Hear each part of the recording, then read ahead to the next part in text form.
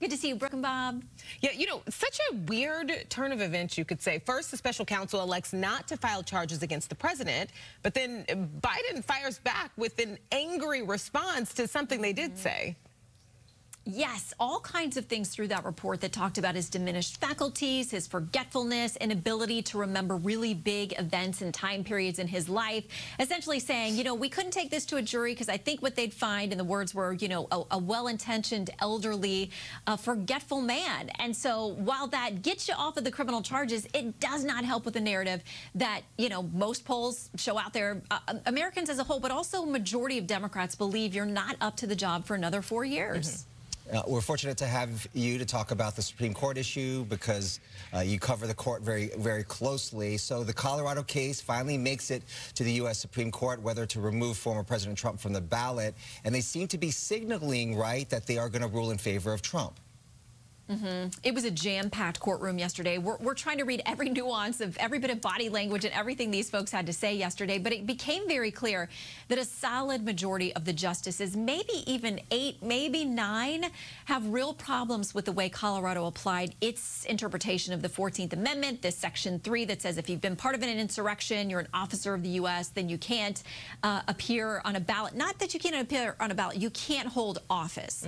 So there were a lot of very technical, wonky arguments, but it really came down to, what the Chief Justice said.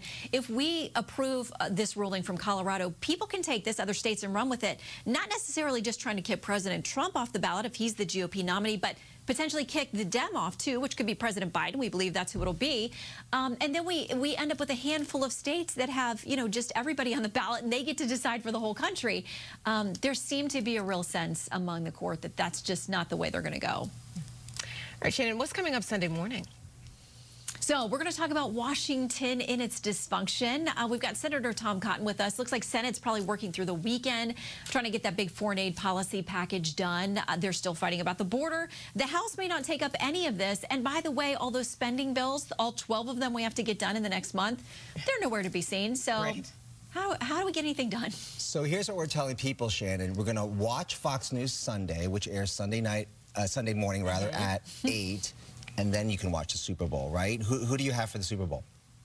I'm all about the snacks. Is that my diplomatic answer?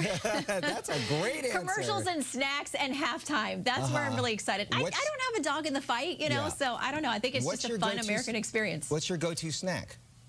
I like a dip with a lot of layers. You get the chips in there, and you're getting all kinds of different yummy tastes. So it requires some assembly, but that's about as difficult a recipe as I can handle. All right. We look forward to that. Shannon, great to see you. Have a great Super Bowl Sunday weekend. You too.